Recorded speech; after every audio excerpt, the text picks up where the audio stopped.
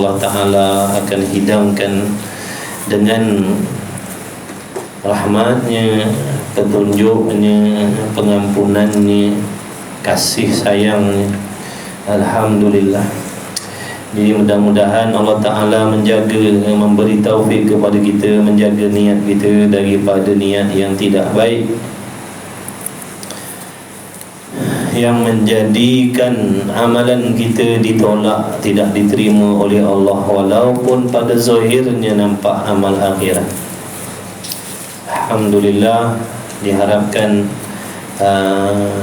para muhibbin sekalian, antum sekalian, di dalam rahmat dan ridha Allah, sihat afiat, dimurahkan rezeki selalu oleh Allah, diberi keberkahan di dalam kehidupan. Mudah-mudahan dibukakan pintu-pintu ilmu yang bermanfaat untuk kita semua. Mudah-mudahan Allah memberi taufik kepada kita untuk mengambil faedah ataupun mengamalkan segala ilmu yang dipinjamkan oleh Allah. Amin ya rabbal alamin. Sambungan kitab Minhajul Abidin, muka surat berapa? 1.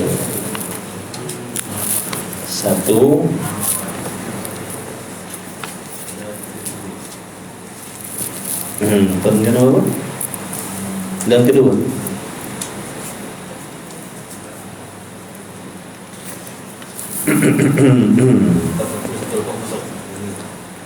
Minhajul Abidin, kitab baru. Yang di kitab baru 180, cetakan lama sikit 168. Yang tak ada kitab, tak ada muka surat.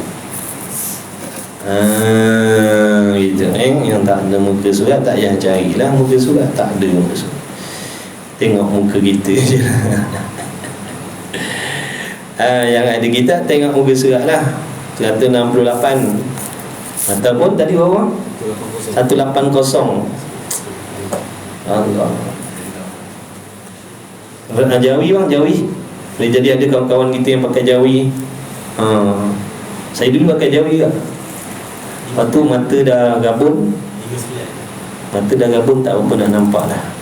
59. Lepas tu tanya nak murid besar apa Jawi.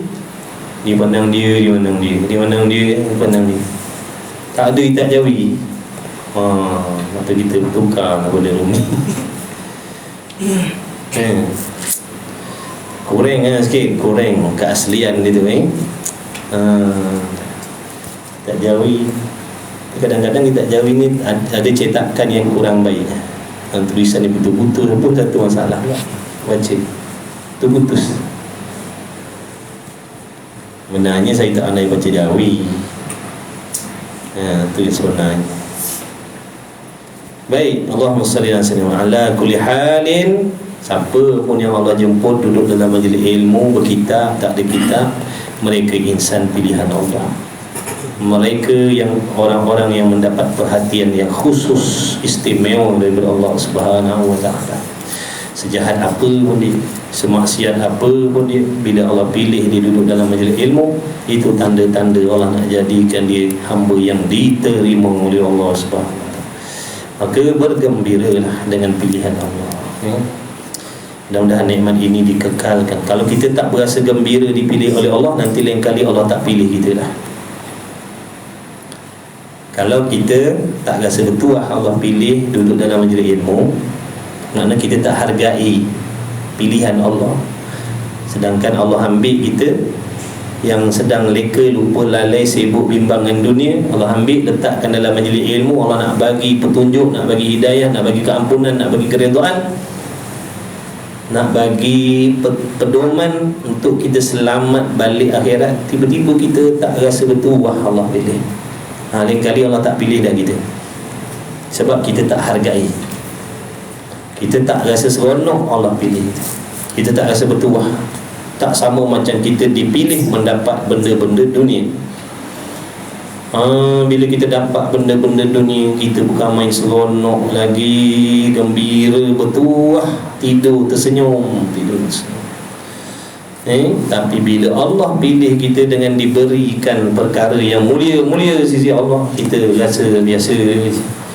macam tak ada nilai pun. Padahal apa yang kita sedang dapat ni sesuatu yang tak boleh dibeli oleh bilioner sekali pun. Dia tak boleh beli. Tiba-tiba Allah bagi kita sesuatu yang tak boleh dibeli, tiba-tiba Allah kurniakan kepada kita. Alhamdulillah. Ramai jutawan dia tak boleh beli nikmat duduk dalam majlis ilmu. Tak boleh. Sebab tu dalam majlis ilmu ni ada orang kaya, ada jutawan, ada orang fakir miskin, ada orang pertengahan. Sebab Allah pilih. Allah pilih.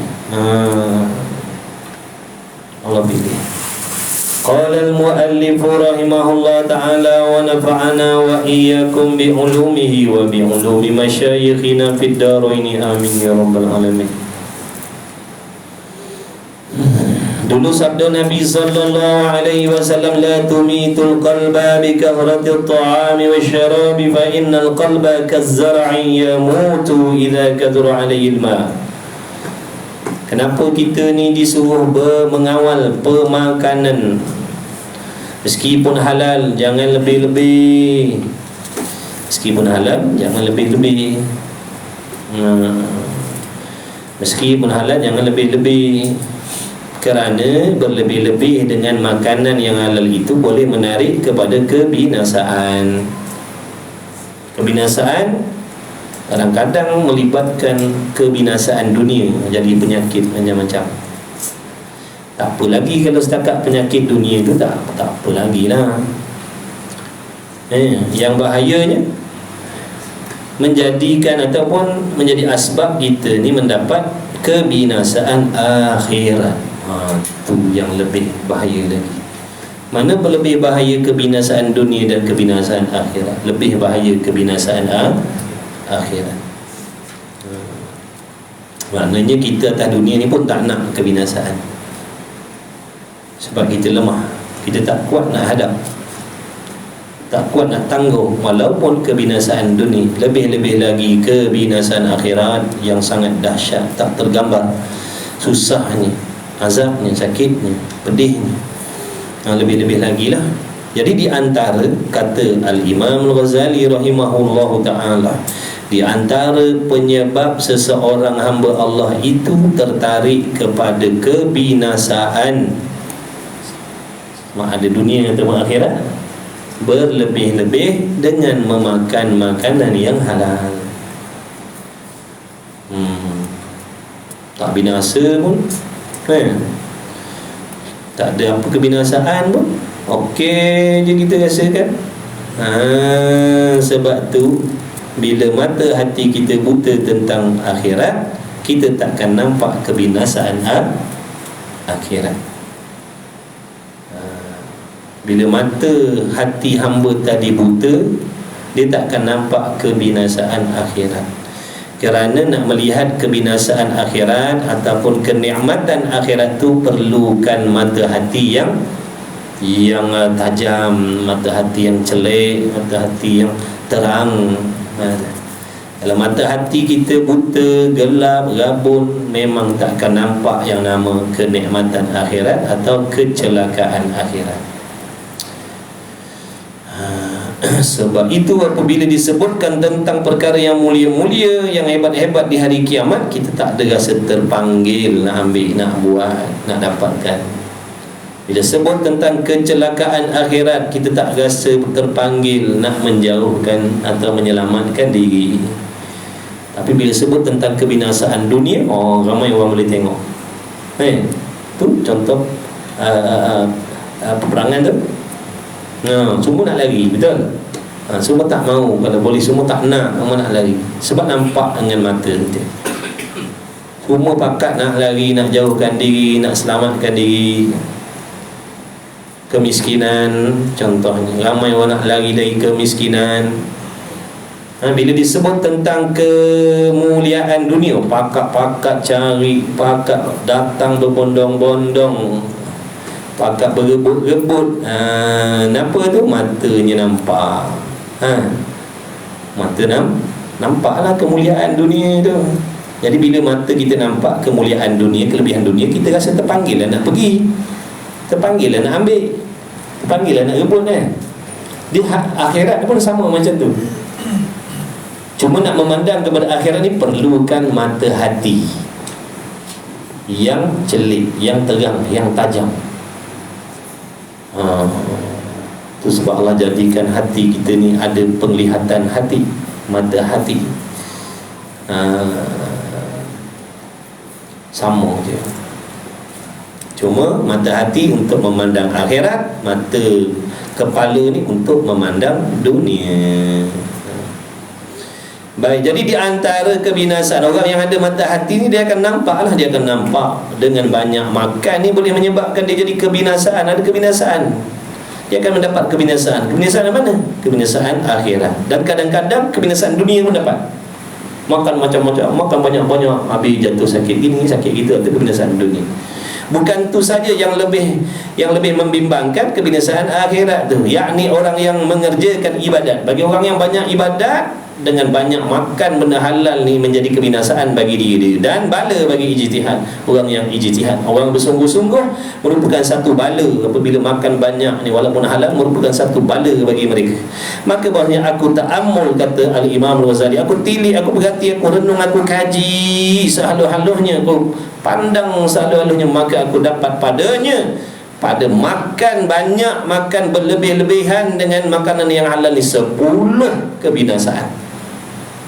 Punya tajam mata dia, punya tajamnya mata hatinya, nampak dengan banyak, dengan sebab makan banyak yang halal tadi, dapat 10 kebinasaan.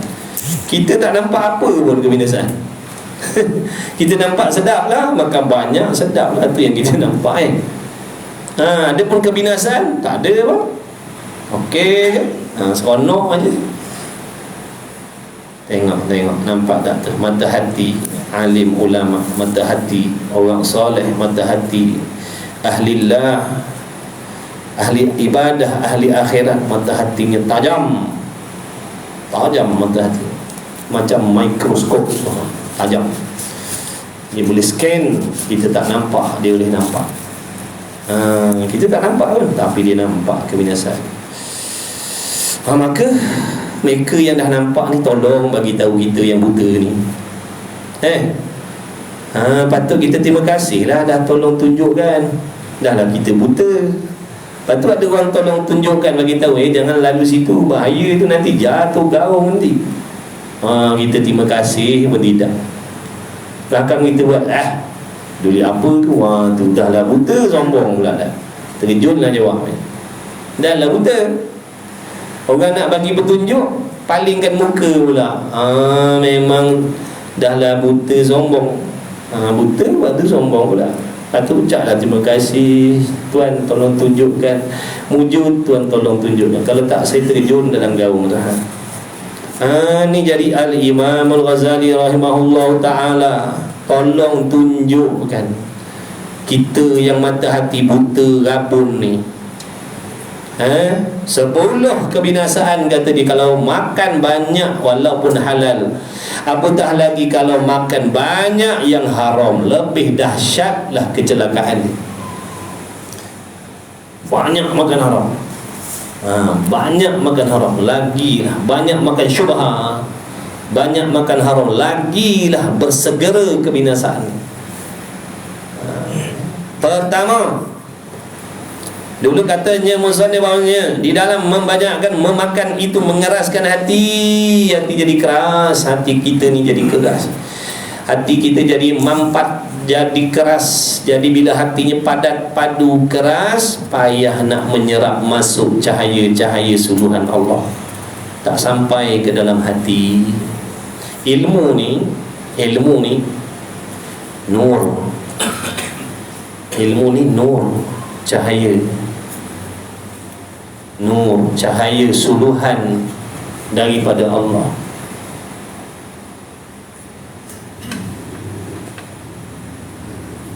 Cahaya suluhan Allah, nur ni.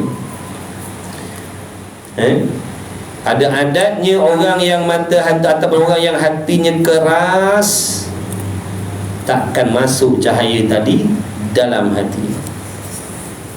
tak menyerap masuk, cahaya itu tak serap masuk.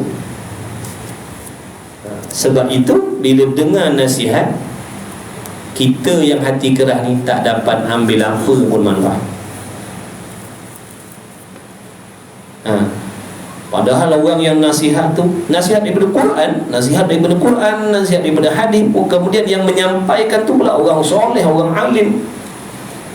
Tapi oleh kerana hati kita ni tadi keras, melantun, tak masuk. Itu selambung, dia tak ada rasa berdosa, tak ada rasa bersalah. Sebab benda tak menyerap masuk dalam hati. Sebab hatinya keras. Nak suruh serap hati kena macam span tu. Macam span tu, baru menyerap masuk, lembut baru menyerap masuk. Ni keras, macam mana nak masuk? Macam batu tu. Macam mana nak masuk? Macam mana nak hati kita nak menyerap cahaya tadi tu, ilmu tadi tu, macam mana diserap oleh hati yang keras ke batu ni? Batu mengaji tak jadi apa, mengaji tak jadi apa. Macam-macam kitab baca, macam-macam kitab mengaji, tauhidnya, tasawufnya. Itu di antara kebinasaan tu, keras hati.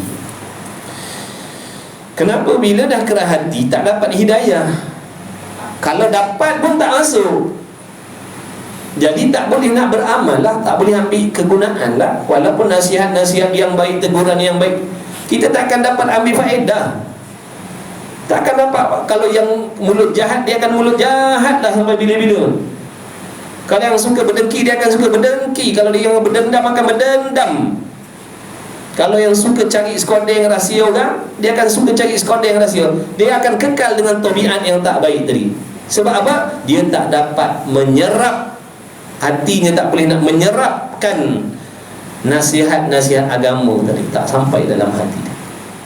Na'udzubillah min zalik. Jadi macam mana nak ubatkan penyakit hati ni? Penyakit hati ni bala. Rugilah kita. Nanti bila dah tak dapat manfaat, macam mana kita nak berubah menjadi yang lebih baik? Betul tak? Betul ke tidak? Macam-macam nasihat yang baik-baik daripada ulama ni, ulama tu ustaz ni, ustaz tu gini. Kadang-kadang bila kita tengok dekat media ni, kadang-kadang bila disebut tentang benda masalah yang kena-mengena dengan diri kita, kita scroll, tak nak dengar. Maksudnya kita tak boleh nak terima kejahatan dan kesalahan gini. Orang kalau hatinya baik, dia akan tadah dia. Walaupun pedih, walaupun perit, dia akan tadah. Sebab dia akan dapat ambil faedah daripada situ. Tapi kalau hatinya bermasalah, dia akan scroll. Aku tak nak dengar. Benda ni tak ada kena-mengena. Benda ni, mana benda ni aku buat, benda ni aku ada buat. Jadi aku tak nak dengar. Sakit. Dia akan scroll. Kecuali benda yang muafakat dengan dia, dia akan dengar.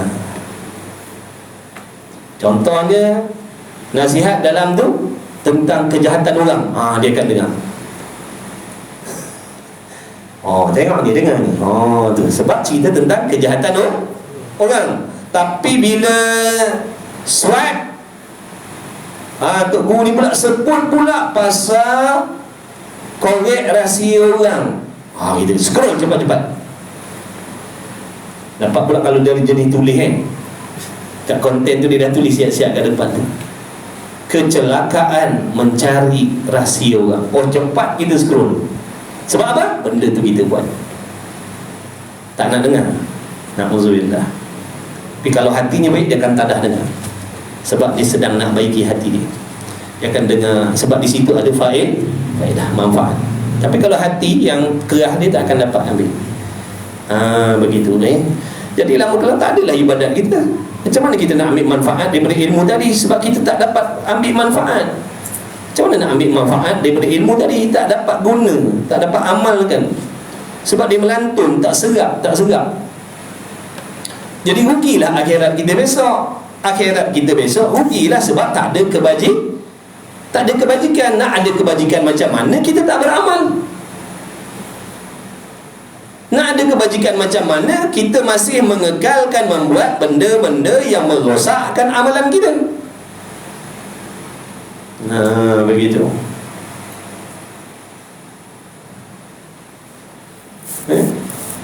berlaku benda tu lah. Lari, dicabut lagi, dia tak nak dengar. Sebenarnya setan dalam hati tu yang tak suka dengar. Setan dan nafsu yang dalam hati tu tak suka dengar teguran-teguran yang kena mengena dengan diri dia. Tapi kalau teguran tu bersangkut paut dengan dosa orang, dia nak dengar. Sebab tu kita boleh, kita seronok dengar sebab benda tu tak ada kena-mengena dengan kita. Tapi bila kita tengok konten-konten nasihat-nasihat yang berasa pedih, perih tu menunjukkan apa? Penyakit tu ada dalam diri kita. Penyakit tu ada dalam diri kita.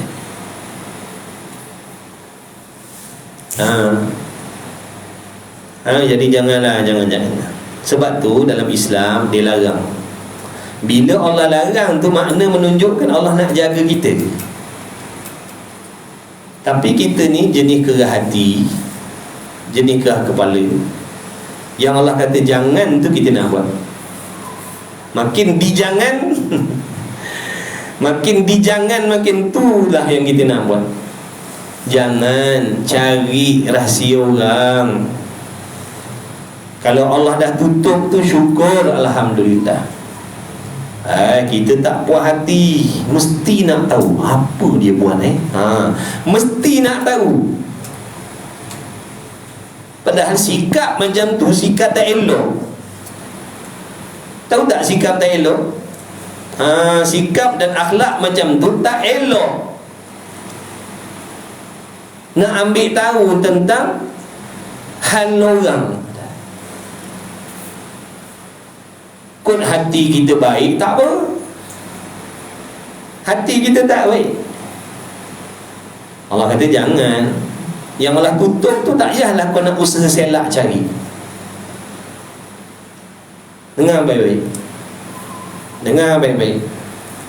Yang Allah dah tutup, jangan usaha selak cari. Bila Allah tutup benda tu daripada kita, sebenarnya Allah nak menyelamatkan kita daripada kebinasaan yang ada kat situ. Tapi bila kita kerah kepala juga, nak cari juga, nak selidik juga, nak scouting juga, apa bahasa sekarang apa? Stop apa menantang. Stalker, macam tu lah. Undertaker kita tahu lah. Stop. Nak stop juga, stalker juga. Kalau salah makhraj minta maaf lah. Kita tak pandai. Padahal stalker tu benda tak elok. Benda tak elok. Tak elok. Tapi kita nak juga jaga. Cari jumpa. Bila jumpa, rosakkan hati kita. Nampak tak? Akibat daripada kita cari, kita selak, kita jumpa, jadi hati kita yang sakit. Nampak tak tu? Siapa yang cari penyakit tadi? Kita sebab tu setan kata cari. Stalker. Cari. Apa dia buat tau? Cari. Kita pun cari. Bila jumpa, hati kita yang jadi masalah. Jadi orang kalau nak aman damai hatinya, jangan cari tahu, jangan ambil tahu halus. Kecuali yang dah ternampak depan-depan tu lain. Ni dah Allah dah tutup. Mana bila tak tahu tu makna tutupan Allah. Kita usaha nak cari. Jadi dapatlah kebinasaan dia sebab Allah larang kita buat kan. Tu perangai kita ni. Kita ni perangai kita ni. Tak kira dah semayang tak semayang. Allah dah tutup, yang kau sibuk-sibuk nak ambil tahu apa pasal. Tak kira. Tak ada kira sesiapa. Ini nasihat untuk diri saya sendiri khususnya dan yang lain-lain. Tak padan duduk sikap macam tu, duduk pada orang semayang. Tak padan. Tak padan sikap macam tu, duduk pada orang semayang. Tak kena, tak sajak lah orang panggil. Semayang dah, takut tinggal semayang. Tapi perangai dia apa? Suka cari tahu, ambil tahu halo. Tak kena. Kena buang sikap dah. Kena buang.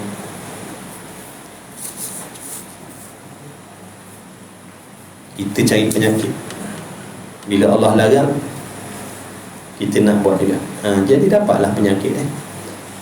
Allahu Akbar. Moga Allah bagi taufik.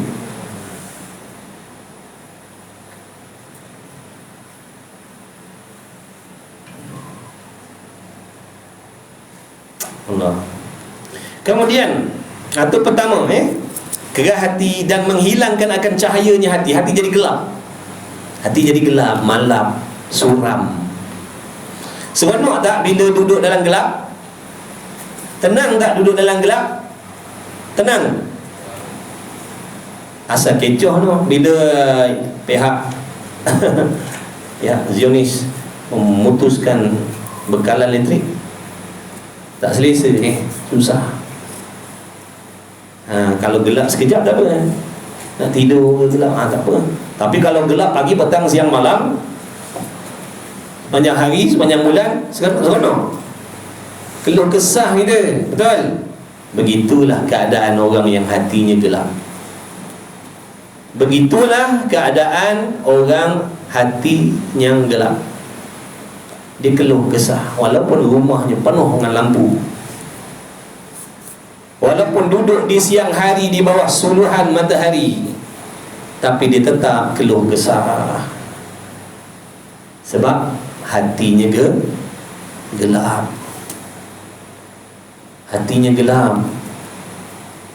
Dia tak ceria sebab hatinya gelap. Orang yang hatinya cerah, terang, benderang, walaupun dia duduk dalam kegelapan, dia rasa bahagia. Walaupun dia duduk dalam kemiskinan, walaupun dia duduk dalam kepayahan, dia rasa seronok, dia rasa bahagia. Sebab hatinya tu terang. Hatinya terang.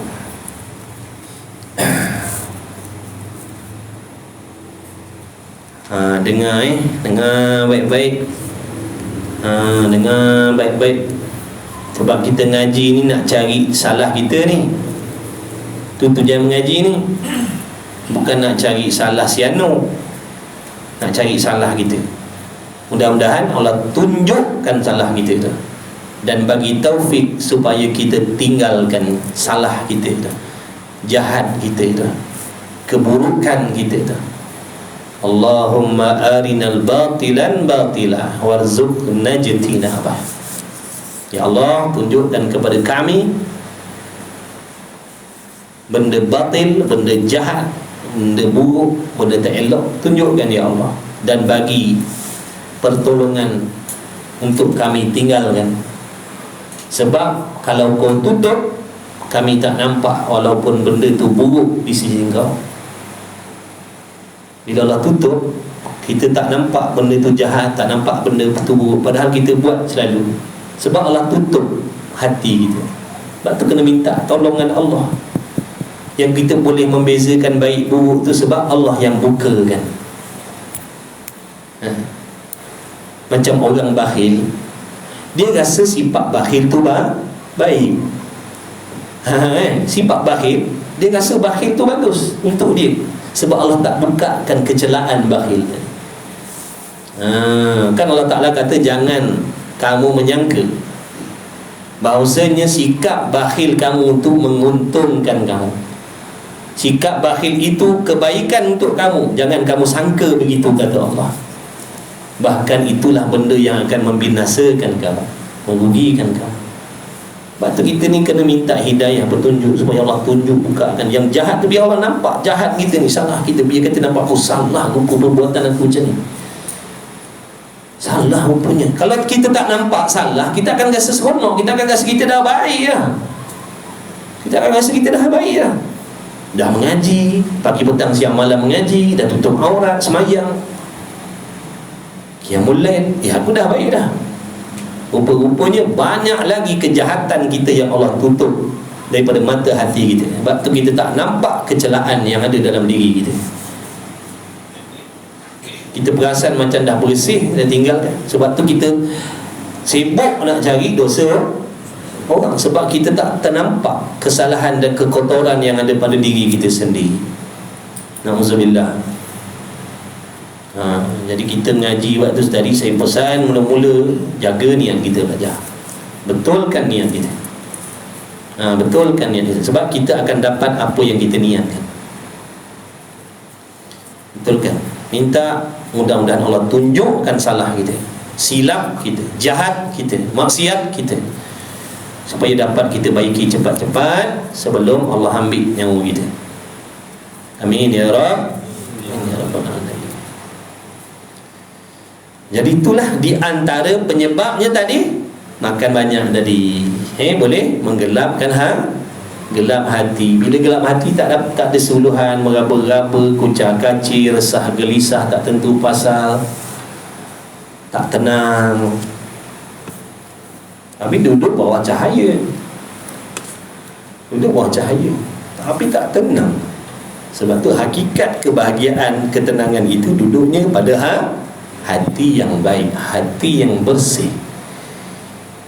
Tempat kotor kan tak tenteram, tempat kotor kan tak seronok. Kita pun tahu. Jom kita pergi jalan-jalan, mana pun tempat buang sampah. Lain macam pula tempat piknik kali ni. Tempat buang sampah, tak mahu aku Yalah kita pergi tu kat dalam hutan tempat bersih, hari terkejut bersih, tenang. Nampak tak? Dia mempengaruhi. Jadi seronok, jadi tenang, jadi gembira, jadi bahagia, jadi ceria bila bersih. Bila hatinya bersih, dia akan jadi ceria, dia akan jadi seronok, dia akan jadi ceria, bersih. Tapi bila hati kita kotor dengan najis, dengan dosa, dengan sifat yang haram, sebab tu kita tak rasa seronok hidup. Tak rasa seronok sebab hati kita kotor. Hati kita kotor. Apa hukum mengenal dan mengetahui sifat-sifat kotor dalam hati? Hukumnya wajib. Wajib kena kenal penyakit-penyakit yang haram dalam hati ini. Wajib kenal. Sebab apa? Wajib buang. Wajib kena kenal penyakit tu, sebab wajib dibuang kalau ada dalam hati. Wajib buang. Kalau simpan, hukumnya haram. Macam tadi tu,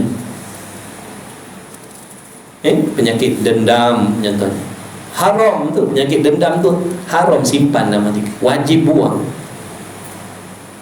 Wajib buang. Dengki, haram simpan dengki. Wajib buang dengki. Suka bersangka-sangka jahat, haram, wajib buang. Kena gantikan dengan bersangka baik. Dendam kena gantikan dengan pemaaf. Takabur kena gantikan dengan merendah diri. Riya, ujub kena gantikan dengan ikhlas. Jangan kita ambil tahu tentang amalan zahir saja, sembahyang, puasa, tutup aurat. Yang dalam kena ambil tahu. Ngajilah, ngaji sungguh-sungguh insya-Allah. Itu ni memang banyak kelemahan. Sebab tu kita ni sentiasa berkehendak, berhajat, bergantung kepada Allah yang memberi hidayah, bagi rahmatnya pada kita. Harap Allah bagi rahmat pada kita. Kita tak akan dapat tinggalkan tabiat jahat kita kalau tidak ditolong oleh Allah. Sebab kita tak kuat, kita tak ada kuasa, tak ada daya upaya kita. Sebab tu kena ada rasa takut kalau tidak ditolong oleh Allah. Dalam hati kita ni kena ada perasaan takut kalau Allah tak tolong kita, tinggalkan sifat-sifat jahat ni. Kena ada rasa takut kalau Allah tak tolong kita, tinggalkan sikap-sikap yang jahat. Kena ada rasa takut. Bukan rasa tak apa, bukan rasa tak kisah, bukan rasa tak peduli. Dan riwayat daripada Nabi sallallahu alaihi wasallam tadi, la tumitul qalba bi karratit ta'ani wasyarabi fa innal qalba kazar'i yamutu idza kathura alaihi alma. Jangan kamu matikan hati dengan membanyakkan makanan, kata Nabi sallallahu alaihi wasallam. Adakah Nabi bersifat bohong, dusta? Mustahil. Apa yang Nabi khabarkan semuanya benar, semuanya betul. Jadi Nabi kata apa? Jangan kamu matikan hati kamu dengan apa? Bukan dengan tikam, bukan dengan apa, dengan banyakkan makanan. Nabi kata jangan kamu matikan hati kamu tu dengan membanyakkan makan. Maksudnya banyak makan ni boleh jadi sebab mati siapa kata? Nabi SAW. Orang yang beriman dengan Nabi, dia akan percaya apa yang Nabi kata. Dia akan percaya. Dan minuman, jangan banyakkan makanan, jangan banyakkan minuman. Jadi Nabi ajar kita macam mana cara makan. Nabi ajar macam mana? Cadangan daripada Nabi SAW, makan sekadar mendatangkan tenaga untuk ibadat. Itu yang Nabi ajar. Ikut sukatan masing-masing lah. Yang saiz S lain, yang triple XL lain. Tak boleh lah kita nak kata qadar mana sepinggan. Tak boleh sebab saiz lain-lain. Boleh jadi yang triple XL nak menegakkan tulang belakang dia, Nabi kata makan sekadar yang boleh menegakkan tulang belakang. Apa maksud tegakkan tulang belakang? Datangkan tenaga untuk beribadah. Kalau dia saiz S, boleh jadi dia sepinggan dah kira. Tapi kalau jenis triple XL tu sepinggan, boleh jadi tak ada apa-apa lagi. Mungkin dia sepinggan lebih kadar dia. Itu maksud. Itu cadangan daripada Nabi SAW. Bila dah Nabi yang cadang, terbaik dah tu. Tak ada yang lebih baik dah lebih daripada itu. Betul? Betul ke tidak? Ke kita pandangan kita lebih betul daripada Nabi lagi? Ke pendapat kita lebih baik daripada apa yang Nabi bagi tahu? Jaga-jaga. Barang siapa merasakan pandangan dia lebih tepat daripada Nabi, maknanya dia tidak yakin dengan Rasul. Jangan main-main, boleh merosakkan akidah tu. Rasa aku apa yang Nabi cakap ni macam tak kena. Contoh dia kata begitu ni. Sebab Nabi ni dia bukan belajar universiti mana pun dulu. Aku universiti. Aku ni universiti. Macam-macam ilmu aku belajar. Pensyarah banyak pensyarah aku. Nabi siapa pensyarah dia? Nabi mana ada universiti? Nabi tu belajar kat universiti mana? Tengok ada jenis manusia jahat macam tu. Biadab dengan Nabi SAW, kurang hajar dengan Nabi SAW. Sebab itulah bahaya kalau terlebih pandai ilmu dunia ni, dia jadi biadab. Dia tak ada agama dalam hati, dia jadi biadab. Biadab dengan Allah, biadab dengan Rasul. Dia berasa dia lebih pandai daripada Rasul. Sebab apa? Dia belajar universiti. Inna lillahi wa inna ilaihi raji'un. Moga Allah bagi hidayah lah sebelum mati. Kalau tak, mati kafir tu. Jaga baik-baik. Mati kafir, tak jumpa syurga lah sampai bila-bila. Jangan kata nak masuk, baru harum syurga pun dia takkan dapat cium. Padahal kuatnya bau syurga tu 500 tahun perjalanan, terhidu dah wanginya syurga. Subhanallah. Allahumma ja'alna minal ahli jannah. Amin ya Allah. Mudah-mudahan Allah jadikan kita di kalangan ahli syurga. 500 tahun lagi dah harum, dah cium. Ibaratnya gini wangi sangat ni. Mana ini macam bau mamat ni. Wangi ni. Mamat kat mana? Depan ke sebelah? Dah 5 jam lagi kan baru sampai rumah dia. Wih, 5 jam lagi baru sampai rumah dah bau. Apa jenis minyak wangi dia pakai ni? Maknanya wangi sangat kan? Jauh lagi 5 jam dah bau. Syurga 500 tahun perjalanan dah dapat hidup wanginya syurga. Subhanallah. Tapi ada orang yang Allah haramkan daripada bau. Begitu punya kuat dahsyat harumnya, ada orang yang cium pun tak dapat, masuk lebih-lebih lagi dah tak dapat. Na'udzubillah min zalik. Di antaranya suami yang dayus. Suami yang takut nak menegur kemaksiatan isteri dan anak-anak. Diam kan, tak berani nak tegur, walaupun suami tak tinggalkan solat. Maka bahawasanya mati hati seperti perhumaan apabila banyak atasnya air.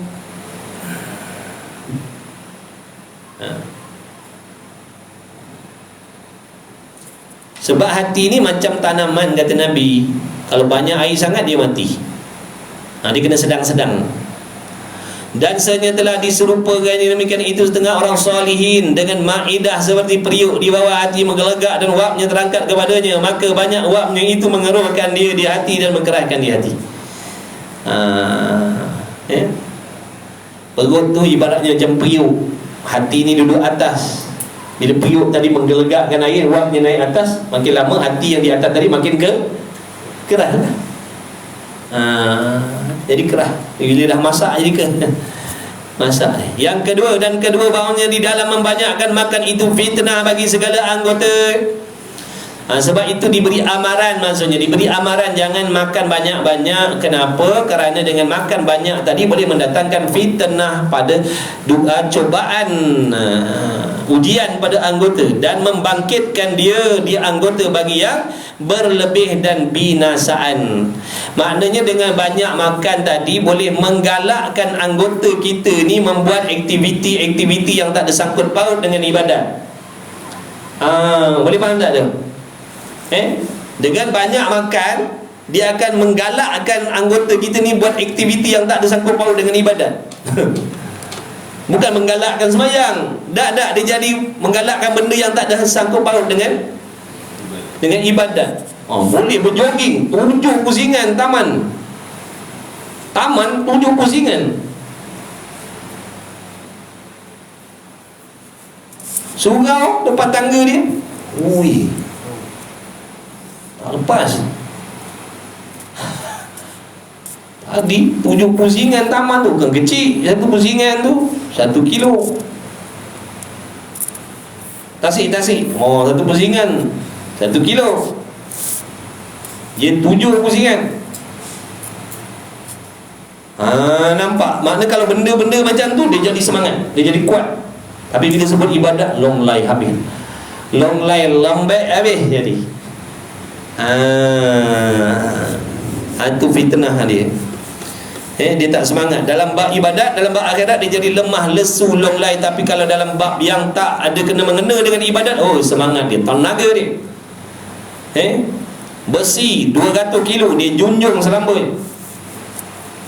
Dumbbell sebelah 100 kilo lambut. Satu, dua, cikap dumbbell. Tapi nak angkat kitab tak boleh. Berapa gramnya kitab? Tak mampu nak angkat. Nak angkat takbir tak boleh. Nak angkat takbir tak mampu. Besi berpuluh kilo dia angkat selambut je. Tapi nak angkat takbir tak mampu. Bukan kena pegang apa pun, tangan je nak angkat, tak mampu kita. Berlari boleh, berjogging boleh, berzumba boleh, pergi gym boleh, semua dia semangat, semua dia kuat. Tapi bila sebut ibadat, lemah, lesu, long lay. Sebab apa tu? Di antara puncanya kerana banyak makan ni boleh mendatangkan rasa tak seronok pada ibadat untuk pada anggota untuk buat ibadat, tapi dia akan seronok nak buat benda yang tak ada hubung kait dengan ibadat dan membangkitkan dia bagi yang berlebih-lebih. Maka bahawasanya seorang lelaki apabila ada ia laki-laki kenyang, pongoh lah dia, jadi gopoh lah dia, jadi gopoh gapah lah dia, jadi agresif dan ingin dan suka matanya melihat kepada barang yang tiada memberi faedah daripada benda yang haram. Nampak tak tu? Dia kata bila kita ni banyak makan, di antara faedahnya dia akan jadikan mata kita suka tengok benda haram. Mata jadi semangat nak tengok benda haram. Mata ni jadi bersemangat nak tengok benda-benda haram. Kalau orang itu kesan daripada banyak makan. Ataupun lebih-lebih pada yang sia-sia, dia suka tengok benda yang sia-sia. Apa maksud sia-sia ni? Sia-sia ni bukan dosa benda yang biasa-biasa lagu-lagu tak datangkan pahala pun dia benda sia-sia. Sebab kan ada pandangan yang sia-sia, ada pandangan yang haram, ada pandangan yang menghasilkan pahala. Betul tak? Pandangan ni, mata ni kadang-kadang dengan memandang tadi dapat dosa, kadang-kadang dengan memandang tadi tak dapat apa-apa, kadang-kadang dengan memandang dapat pahala. pahala. Sebab tu jadi di antara penyebab mata kita contohnya suka tengok benda yang sia-sia, yang tak mendatangkan pahala, ataupun melihat benda haram, sebabnya di antara penyebabnya banyak makan. Dia akan menggalakkan anggota kita melihat benda-benda yang sia-sia ataupun haram, ataupun tangan kita membuat benda yang sia-sia ataupun haram, kaki kita melangkah ke tempat yang sia-sia ataupun yang haram. Begitulah kiaslah, kias yang lain-lain. Dan telinganya pada mendengar kepadanya yang haram. Barangkali orang yang suka dengar mengumpat ni, di antara tabiat dia banyak makan. Bila orang mengumpat aja, dia tarik kursi. Dia tarik kursi. Apa dia tadi? Jadi telinga jadi seronok nak dengar. Tu fitnah yang dibawa oleh penyakit sebab banyak Ingat ni Imam Ghazali main cakap dia cakap ikut nafsu semua daripada Quran hadis ni.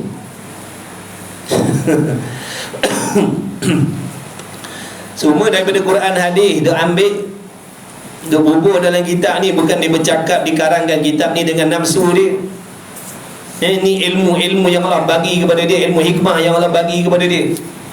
Dia boleh ceritakan benda-benda tu ada hubung kait. Kita yang buta ni, yang jahil ni, memang tak tahu apalah. Logik ke? Jangan. Allah punya hukum hakal ni bukan ikut logik kepala otak kita. Allah memerintah sesuatu, melarang sesuatu, bukan ikut logik kepala otak kita. Sebab tu ada orang tolak hukum Allah sebab kepala otaknya kata tak logik. Kadang-kadang kena bantainya tu. Nak bagi tersadar sikit. Aku rasa ni tak logik. Kau ingat apa? Kau ingat apa ni yang kau nak timbang dengan kepala otak kau ni? Mujurlah bagi kau kepala otak. Kalau Allah tak bagi kau kepala otak macam Allah bagi kau badan ni, tak ada kepala, tak ada otak. Apa jadi? Sebab tu jangan nak timbang hukum Allah ni dengan kepala otak. Jangan. Allah serahkan, Allah arahkan, Allah turunkan hukum hakam tu ikut kehendak dia, ilmu dia, bukan ikut kepala otak kita, keinginan kita. Beratlah. Tuhan nak ikut kehendak hamba dia berapa ramai, berbilion makhluk dia, hamba dia ni. Kalau nak ikut kehendak, macam mana nak ikut kehendak hamba dia yang berbilion? Nak jaga hati yang tu, nak jaga hati yang tu, nak jaga hati yang tu, nak jaga hati yang tu.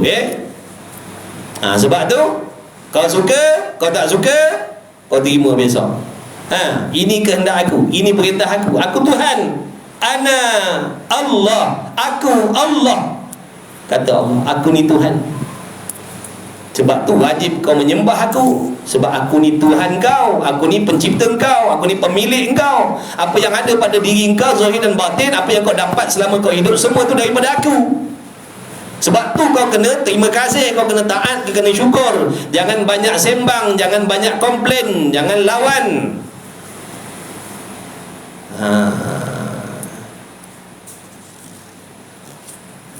Tak sedar ke diri kita, Allah bagi tumpang dunia ni, Allah bagi tumpang macam-macam, Allah tolong dengan macam-macam nikmat. Nak Allah ikut dia pula kita punya kehendak.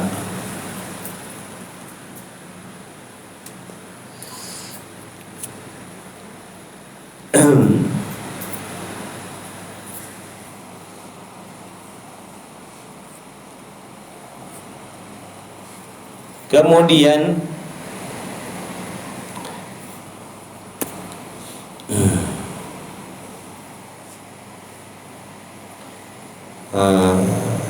dan mana tadi? Yang kedua, bahawa dalam membanyakkan makan tu fitnah bagi anggota dan membangkitkan. Sebab tu tadi, contohnya tadi apa? Mata suka tengok benda haram, telinga suka dengar benda sia-sia. Kalau lagu-lagu, contohnya kalau lagu-lagu yang mengingatkan Allah, salawat,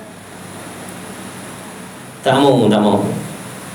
Tapi kalau lagu tentang cinta dunia, cinta makhluk, dia seronok nak dengar. Tapi kalau selawat, ceramah-ceramah agama. Tapi kalau benda dunia, dia senang, dia happy dengan, dia sesuai. Rupa ada sangkut paut dengan makan rupanya. Baru kita tahu, alhamdulillah, ilmu. Lalu Allah bagi. Sebab sebelum ni kita tak pernah tahu rupanya ada hubung kait makan dengan telinga. Ingat mulut je. Kita ingat makan ni ada hubung kait dengan mulut je. Rupa ada kait dengan telinga, ada kait dengan mata. Juga rupa makan ni. Allah. Sebab tu tadi Imam Ghazali kata, bila aku tilik perbuatan banyak makan ni, bila aku tilik, aku renung, aku kaji, aku selidik, ada 10 kebinasaan. Kita kalau suruh tilik tak nampak apa satu, kita tak nampak. Mana ada kebinasaan? Kenyang ada lah. Dan telinganya bagi mendengar kepadanya yang sia-sia, dan lidahnya berkata-kata kepadanya yang sia-sia ataupun yang haram, dan faraknya kepada keinginan nafsu, dan kakinya berjalan kepadanya kepada yang sia-sia ataupun haram. Kalau nak berjalan sekarang, bukan main lagi. Sebutlah nak berjalan ke mana. Jom pergi jalan-jalan, laju gengan je kakinya. Jom pergi surau, lumpuh.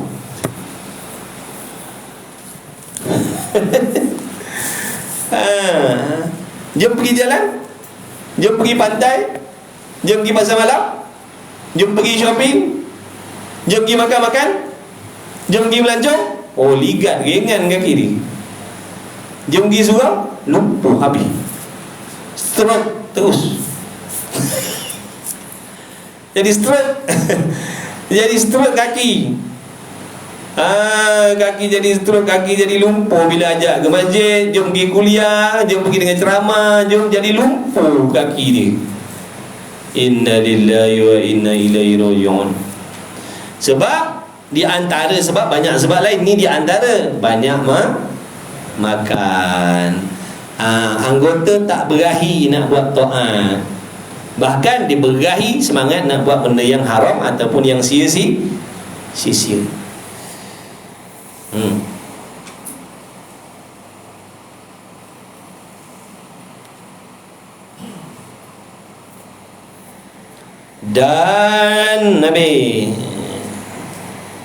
Dan jika ada lapar ia, maka adalah segala anggotanya, sekaliannya anggota dapat petunjuk, yakni daripada Allah.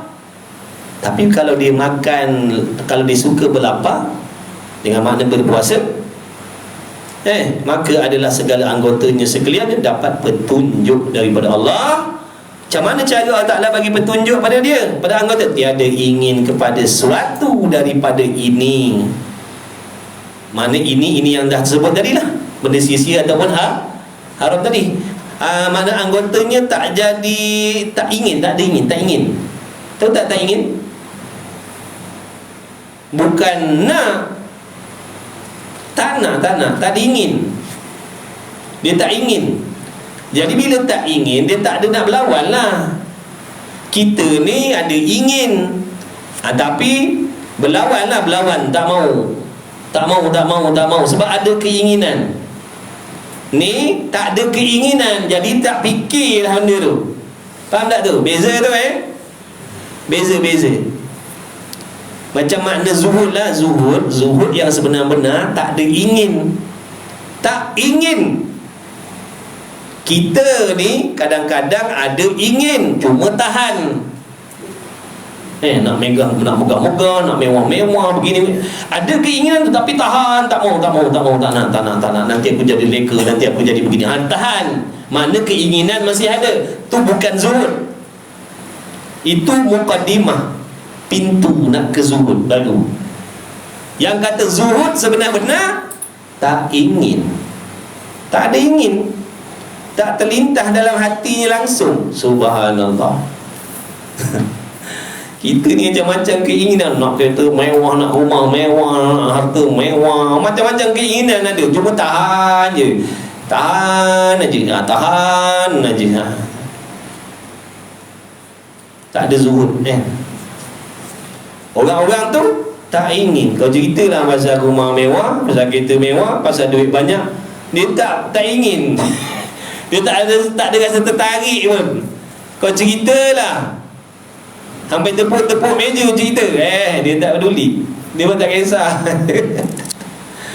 Nampak tak tu Kita orang sebelah cerita pasal harta kekayaan, paling kita. Sambil-sambil suap tu telinga kita, sambil-sambil suap telinga kita dengar, banyak ni, banyak harta dia, rumah. Sambil-sambil kita makan, kita dengar orang sebelah cerita. Sebab keinginan kita ada tentang situ. Orang-orang zuhud kau ceritalah, dia tak peduli. Sebab dia tak ingin benda tu. Tu beza zuhud. Zuhud yang sebenar-benar tu, zuhud ni ada kala hukumnya wajib, ada kala wajib zuhud, ada tempat wajib zuhud, ada tempat sunat berzuhud. Zuhud terhadap benda haram tu hukumnya wajib. Zuhud terhadap benda harus hukumnya haruslah. Baik, dan jika lapar maka adalah segala anggota sekalian yang mendapat petunjuk, tiada ingin kepada satu daripada ini, dan tiada suka dan tiada berahi baginya. Nafsunya, anggotanya tak berahi, tak tertarik, tak seronok nak buat benda-benda yang haram ataupun yang sia-sia. Sebab daripada apa tadi? Faedah daripada lapar tadi tu. Sebenarnya telah berkata Ustaz Abu Ja'far rahimahullah ta'ala bahawasanya perut ni satu anggota, jika lapar ia kenyang segala anggota yang lain. Bila perut kita lapar, anggota yang lain jadi memada, jadi kenyang. Kenyang daripada apa? Kenyang iaitu yakni tetap segala anggotanya. Dan jika kenyang ia lapar, tunggang langgang, kucar kacir, keluh kesah anggota yang lain. Bila perutnya kenyang, yang ni kaki tangan ni jadi menggelupur, kucar kacir dia. Tapi bila lapar dia tenteram yang lain. Macam puasa kan? Kan puasa kan lapar, kan kita jadi lemau je tu. Tapi yang pelik ni jadi rajin ibadat pula. Bulan puasa bulan puasa kita tengok. Tapi dia bulan puasa ni kita tengok hikmah lapar tadi tu. Tapi lepas bulan puasa dia gaib balik. Faham ke tak faham? Istiqamah bulan puasa, walaupun lambat. Lepas isyak baru pergi surau, penuh surau masjid, parking tak cukup, bergaduh parking. Bulan puasa nak sembahyang sunat je pun, kalau tak pergi taknya berdosa tarawih tu, betul? Habis bulan puasa, perut dah isi balik. Pagi makan, tengah hari makan, ada makan qobliyah zuhur, makan ba'diyah zuhur, makan qobliyah asar, ba'diyah asar, makan qobliyah maghrib, ba'diyah maghrib. Lenyap tadi, lenyap. Surau hilang. Mana pergi? Dulu bukan bulan puasa penduduk kampung ni ramai dia orang dah hijrah ke? Ke puasa itu dia orang balik sini, lepas tu bila raya dia orang balik tempat asal dia orang. Sebab tak ada lagi kat surau. Cakap kuat sikit nak. Ni speaker luar buka. Kena buka bang, mau nampak syiah. Ada orang takut, ditutup speaker luar. Nanti orang dengar. Apa? Orang karaoke tengah malam melalak tu tak ada segan silu buka speaker. Kau nak dengar, nak cerita pasal agama, kau nak tutup-tutup pula. Melalak-lalak karaoke, tak ada kisah pun. Tak ada orang komplain pun. Bising dengan karaoke tu. Mana ada ditompang goyang kaki kat rumah lagi, ada. Bila ceramah je buka speaker luar, ganggu awam, ketenteraman awam. Macam tu. Nampak tak tu, bulan puasa ramai buat ibadat sunat, yang tak pernah semayang, yang tak pernah baca Quran, yang tak pernah datang surau, yang tak pernah iktikaf. Tu berkah lapar Ramadan. Bila habis je Ramadan, habis hilang. Semua anggota jadi stroke, jadi lumpuh dah. Tengok mujur Allah Ta'ala, kesian kat kita, Allah tolong kita. Ni pun terpaksa ni, bukan apa pun, terpaksa. Mujur. Padahal tarawih tu sunat, tak belajar, tak pergi, tak berdosa. Ni yang selepas daripada aktiviti kat surau masjid ni, nak bagi tahu, selepas daripada Ramadan, lepas maghrib, ada kuliah tu pula fardu ain, wajib, kalau tak datang berdosa. Tapi orang tak nak datang. Dia memandang tarawih tu lagi besar pahalanya. Dia tak tahu menuntut ilmu fardu ain ni pahalanya berlipat kali ganda besar daripada tarawih tu lagi.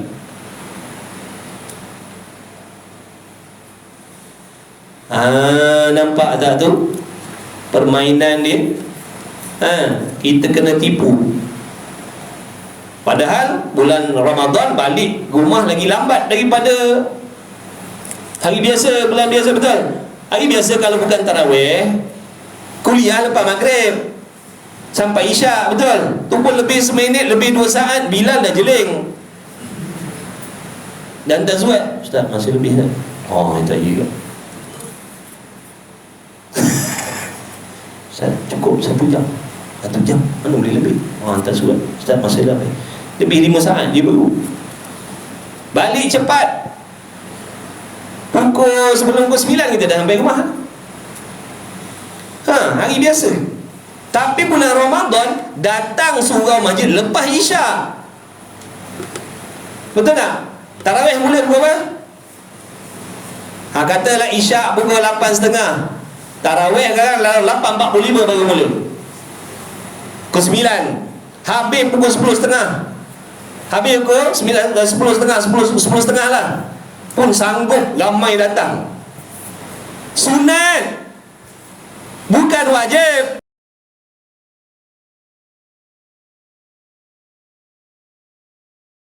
Sunat, tahu tak sunat?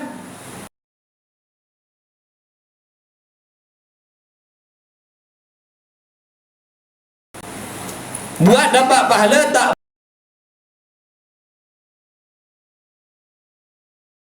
buat tidak berdosa. Tapi ni kelas-kelas fardu ain, lepas maghrib balik awal, tak datang berdosa.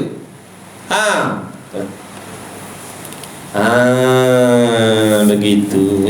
Nak bagi tahulah, takut-takut tak faham, tak tahu. Bagi tahu. Nanti kena tanya pula. Dulu saya tak bagi tahu. Kita juga nak kena jawab. Waktu kita cakap dulu, selamatkan diri awal-awal. Nampak tak tu permainan syaitan ni? Dia menggalakkan kita buat benda sunat supaya kita tertinggal benda yang wajib. Perhatilah mana-mana sama je. Benda sunat penuh masjid, benda wajib kosong masjid surau. Habislah. Dah mana nak berhenti dah. Malam ni nak balik awal lah. Habis dah lah. Sedang molek lah. Sedang molek habis dah. Dan jika dapat ia, maka adalah anggotanya segala dapat petunjuk, ingin kepada sesuatu. Seperti mana yang dikatakan oleh Ustaz apa tadi tu, Ustaz Abu Ja'far rahimahullah ta'ala. Dia kata apa? Bahawa perut itu satu anggota, bila dia kenyang, anggota lain jadi agresif, tak tentu diharah jadinya. Tapi bila dia lapar, kenyang, segala anggota mana tenang, duduk diam yang anggota. Bulan Ramadan tu tengok baik je. Allah tu satu lagi berkah Ramadan satu. Yang kedua asbab kurang makan.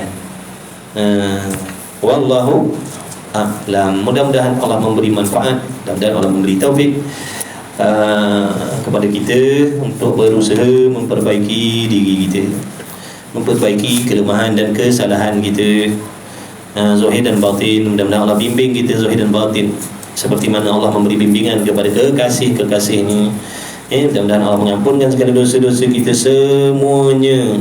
Ibu bapa kita bawa ke atas, di kita, anak bini kita, bawa lah ke bawah keturunan kita sampai kiamat. Mudah-mudahan diampunkan oleh Allah Subhanahu Wa Taala, dan dilahirkan di kalangan kita anak cucu cicit keturunan yang soleh-solehah, jaya dunia akhirat, selamat daripada fahaman-fahaman sesat, lagi menyesatkan, dan syariat yang menyesatkan. Jadi mudah-mudahan diberi umur yang berkah, diberi rezeki yang halal berkah, diberi kesihatan keafiatan yang berkah, diberi nikmat yang berkah. Yang mudah-mudahan Allah Ta'ala memberikan pertolongan, bantuan kepada umat Islam di Palestin khususnya, dan di tempat-tempat lain yang sedang dizalimi oleh orang kafir harbi.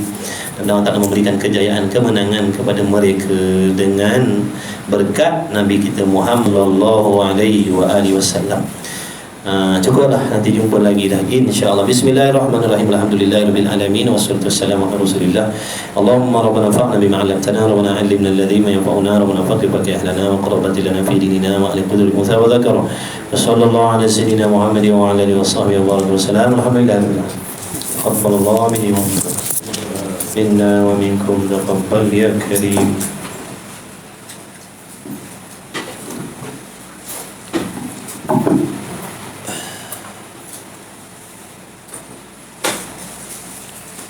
Hujan lagi ya? Hujan lagi? Siapa ada tengok ramalan cuaca? Besok cuaca okey? Besok cuaca okey besok? Ada ramalan kata hujan tak besok?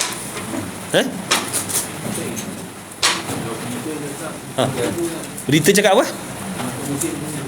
Nak masuk musim tengkujuh? Alamak bagilah Chan besok. Bahaya untuk bubu kecil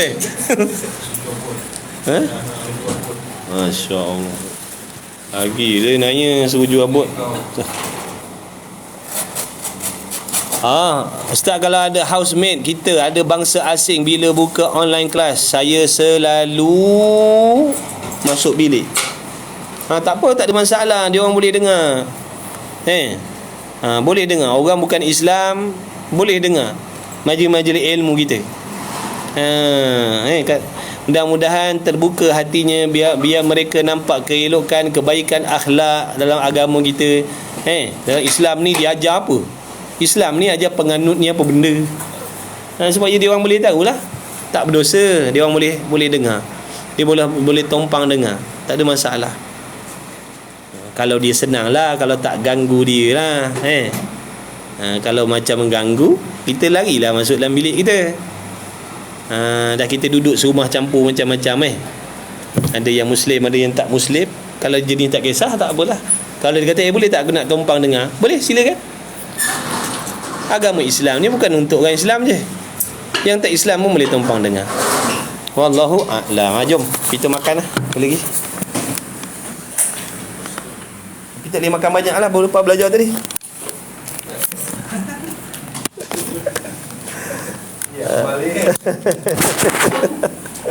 Tak boleh makan banyak apa Man? Tak boleh makan banyak makan sikit malah ni, kita beramal ambil berkat. Ya Karim. Aurat perempuan Islam dengan aurat perempuan bukan Islam sama macam lelaki. Kita aurat kita orang perempuan Islam dengan orang bukan Islam sama macam lelaki bukan mahram ke? Ya. Orang bukan Islam, perempuan bukan Islam, dia tak boleh sewenang-wenangnya nak pegang kita, nak sentuh kita, nak tengok rambut kita. Sebab tu kalau nak pergi salon, pergi salon muslimah, kecuali darurah. Kalau tak ada tempat lain ke contohnya, tu lain lah. Jadi selagi ada ruang dan peluang nak pergi kepada orang perempuan Islam, bolehlah. Sebab Allah memuliakan tubuh badan orang Islam supaya terjaga daripada dilihat oleh orang yang bukan Islam. Punyalah Allah punyalah Allah Ta'ala nak memuliakan wanita Islam, tinggi darjat martabatnya. Walaupun dia sesama perempuan, ada juga batasannya. Subhanallah.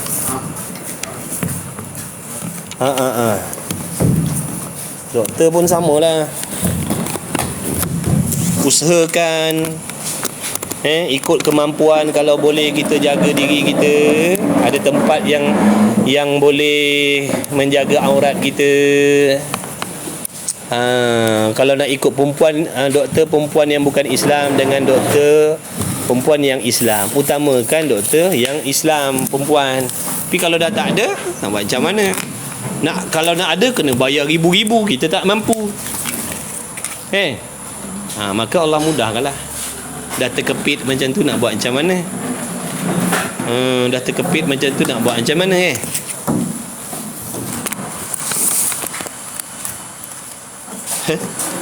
Sekarang ustaz jawab apa kita tanya. Tak jawab semua. Saya bukan tahu. Yang tahu boleh jawab lah. Yang tak tahu, saya tak tahu. Tanya orang lain. Kita bukan ulama. Cukup makan Cukup makan sahabat semua. Bismillahirrahmanirrahim. Alhamdulillah wassalatu wassalamu ala rasulillah. Allahumma barik lana fi ma barak. Bismillah wa ala barakatillah. Amin ya Rabb. Duk ada kat atas tu dia tanya bendanya. Tanya pasal apa tu?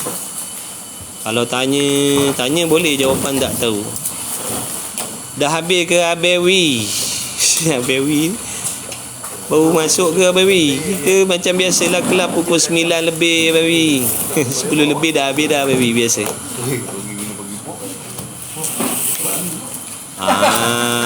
Okay. Baik. Jemput makan apa tadi tu, mana nampak tadi? Tu apa, rempeyek. Apalah gigi tak ada pun. Biar dia dalam mulut sampai kembang ni baru punya.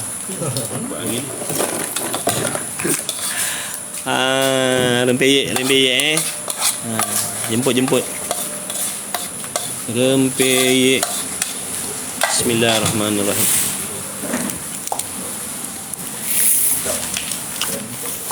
Jemput makan. Yang nak berehat, nak keluar boleh silakan. Dah lewat malam dah ni. Masa untuk berehat pula, sila. Barakallahu fikum. Selamat berehat. Abang Zack, terima kasih hadir. Nanti senang-senang kita datang kedai. Selamat. Terima kasih yang hadir, yang share, yang tap screen, yang ada kongsi-kongsi rezeki. Terima kasih. Dan kawan-kawan yang ada. Bang, mai bang. Zik. Ada yang tak dapat dah? Ni kacang apa? Kacang kuda Kacang kuda. Kacang keldai. Macam Makan. InsyaAllah Baby, moga sihat Baby. Moga sihat, afiat, tambah sihat. Baik. Selamat rehat malam dah. Rehat. Badan kita pun perlukan rehat. Dia ada hak dia. Badan kita ada hak dia juga. Dia nak kena rehat juga.